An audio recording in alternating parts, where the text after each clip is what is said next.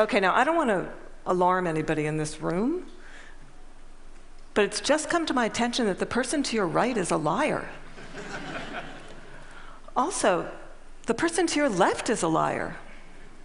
Also, the person sitting in your very seats is a liar. We're all liars.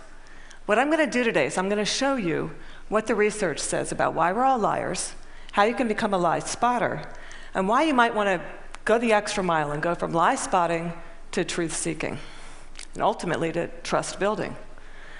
Now, speaking of trust, ever since I wrote this book, Lie Spotting, no one wants to meet me in person anymore. No.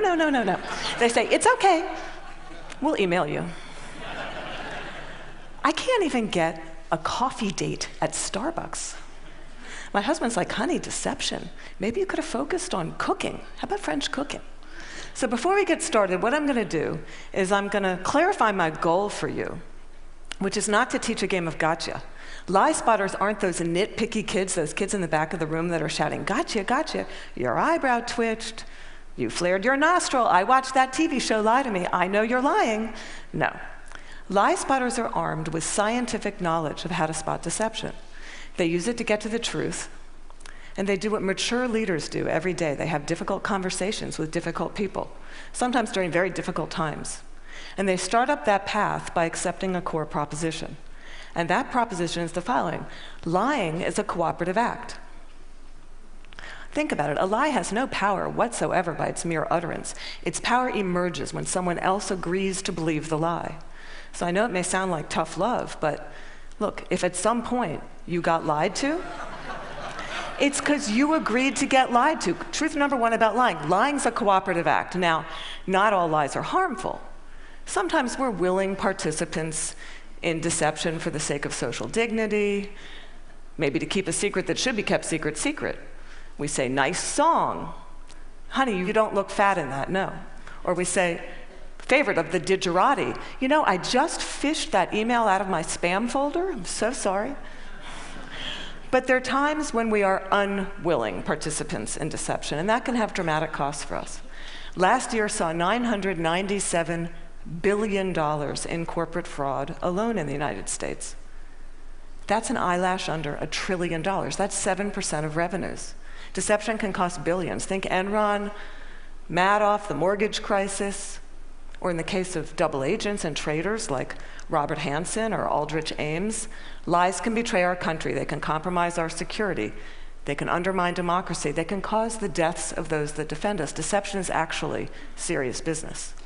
This con man, Henry Oberlander, he was such an effective con man, British authorities say he could have undermined the entire banking system of the Western world. And you can't find this guy on Google. You can't find him anywhere. He was interviewed once, and he said the following. He said, look, I've got one rule. And this was Henry's rule. He said, look, everyone is willing to give you something. They're ready to give you something for whatever it is they're hungry for.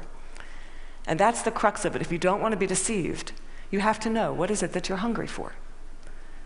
And we all kind of hate to admit it. You know, we kind of wish we were better husbands, better wives, smarter, more powerful, taller, richer, the list goes on. Lying is an attempt to bridge that gap, to connect our wishes and our fantasies about who we wish we were, how we wish we could be, with what we're really like. And boy, are we willing to fill in those gaps in our lives with lies. On a given day, studies show that you may be lied to anywhere from 10 to 200 times. Now, granted, many of those are white lies. But in another study, it showed that strangers lied 3 times within the first 10 minutes of meeting each other. Now, when we first hear this data, we recoil. We can't believe how prevalent lying is. We're essentially against lying. But if you look more closely, the plot actually thickens. We lie more to strangers than we lie to coworkers. Extroverts lie more than introverts. Men lie 8 times more about themselves than they do other people. Women lie more to protect other people. If you're in an average married couple, you're going to lie to your spouse in 1 out of every 10 interactions. Now, you may think that's bad. If you're unmarried, that number drops to 3. Lying's complex. It's woven into the fabric of our daily and our business lives. We're deeply ambivalent about the truth. We parse it out on an as-needed basis, sometimes for very, very good reasons, and other times just because we don't understand the gaps in our lives. That's truth number 2 about lying. We're against lying, but we're covertly for it in ways that our society has sanctioned for centuries and centuries and centuries. It's as old as breathing. It's part of our culture. It's part of our history. Think Dante, Shakespeare, the Bible, news of the world.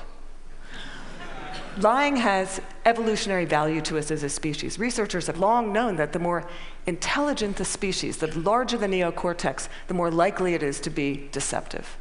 Now, you might remember Coco. Does anybody here remember Coco the gorilla, who was taught sign language? Coco was taught to communicate via sign language. Here's Coco with her kitten. It's her cute little fluffy pet kitten. Coco once blamed her pet kitten for ripping a sink out of the wall.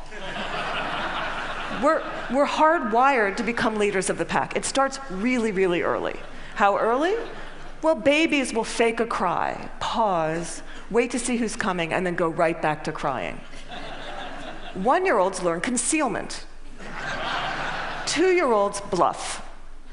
5-year-olds lie outright. They manipulate via flattery. 9-year-olds, masters of the cover-up. By the time you enter college, you're going to lie to your mom in 1 out of every 5 interactions.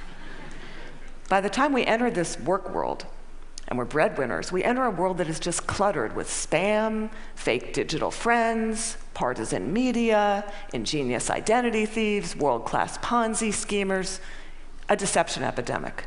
In short, what one author calls a post-truth society. It's been very confusing for a long time now. What do you do? Well, there's steps we can take to navigate our way through the morass. Trained lie spotters get to the truth 90% of the time. The rest of us, we're only 54% accurate. Why is it so easy to learn? Well, they're good liars and they're bad liars. They're no real original liars. We all make the same mistakes. We all use the same techniques. So what I'm going to do is I'm going to show you 2 patterns of deception, and then we're going to look at the hot spots and see if we can find them ourselves. We're going to start with speech. I want you to listen to me. I'm going to say this again. I did not have sexual relations with that woman, Miss Lewinsky. I never told anybody to lie, not a single time, never. These allegations are false, and I need to go back to work for the American people. Thank you. Okay, what were the telltale signs? Well, first we heard what's known as a non-contracted denial. Studies show that people who are overdetermined in their denial will resort to formal rather than informal language. We also heard distancing language, that woman. We know that liars will unconsciously distance themselves from their subject using language as their tool. Now, if Bill Clinton had said, well, to tell you the truth, or Richard Nixon's favorite, in all candor, he would have been a dead giveaway for any lie spotter that knows that qualifying language, as it's called, qualifying language like that, further discredits the subject. Now, if he had repeated the question in its entirety, or if he had peppered his account with a little too much detail, and we're all really glad he didn't do that, he would have further discredited himself. Freud had it right. Freud said, look, there's much more to it than speech. No mortal can keep a secret.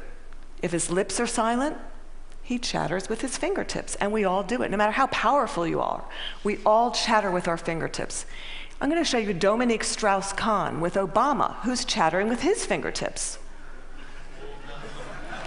Now, this brings us to our next pattern, which is body language. With body language, here's what you got to do. You really got to just throw your assumptions out the door. Let the science temper your knowledge a little bit. Because we think liars fidget all the time. Well, guess what? They're known to freeze their upper bodies when they're lying. We think liars won't look in the eyes. Well, guess what? They look you in the eyes a little too much just to compensate for that myth. We think warmth and smiles convey honesty, sincerity, but a trained lie spotter can spot a fake smile a mile away. Can you all spot the fake smile here? You can consciously contract the muscles in your cheeks, but the real smile's in the eyes. The crow's feet of the eyes, they cannot be consciously contracted, especially if you overdid the Botox. Don't overdo the Botox. Nobody will think you're honest. Now we're going to look at the hot spots. Can you tell what's happening in a conversation? Can you start to find the hot spots, to see the discrepancies between someone's words and someone's actions? Now, I know it seems really obvious, but when you're having a conversation with someone that you suspect of deception, attitude is by far the most overlooked but telling of indicators.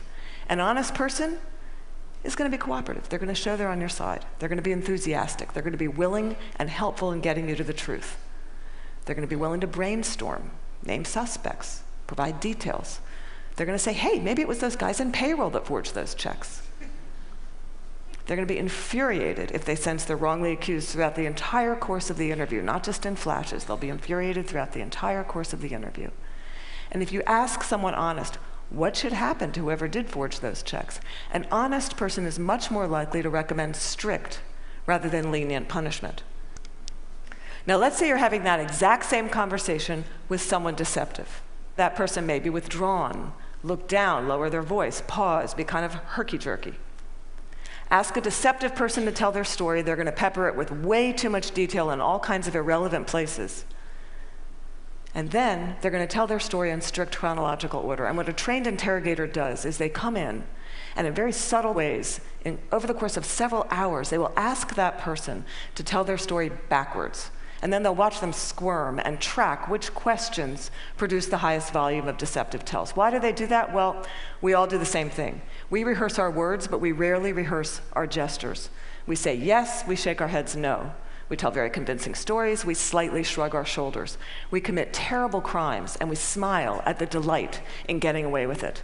Now, that smile is known in the trade as duping delight, and we're going to see that in several videos moving forward, but we're going to start, for those of you that don't know him, this is presidential candidate John Edwards, who shocked America by fathering a child out of wedlock. We're going to see him talk about getting a paternity test. See now if you can spot him saying yes while shaking his head no, slightly shrugging his shoulders, lots of be happy to participate in one.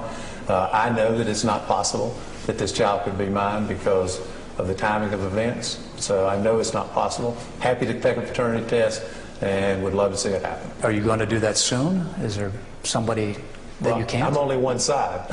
I'm only one side of the test, but I'm happy to participate in one. Okay, those head shakes are much easier to spot once you know to look for them.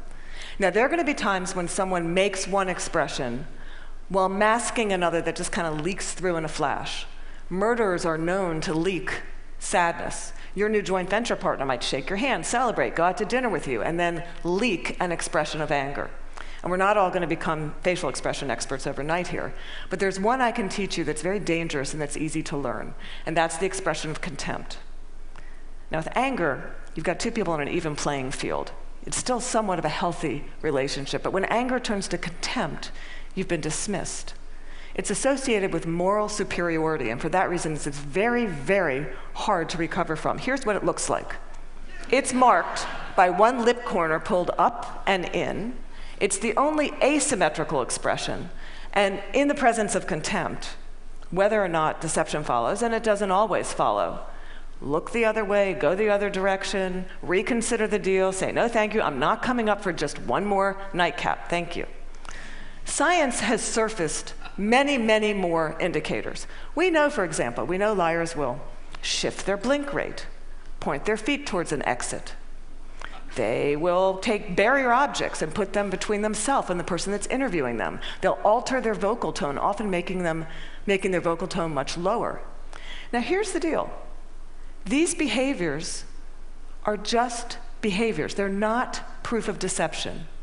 They're red flags. We're human beings. We make deceptive, flailing gestures all over the place all day long. They don't mean anything in and of themselves. But when you see clusters of them, that's your signal. Look, listen, probe, ask some hard questions, get out of that very comfortable mode of knowing, walk into curiosity mode, ask more questions.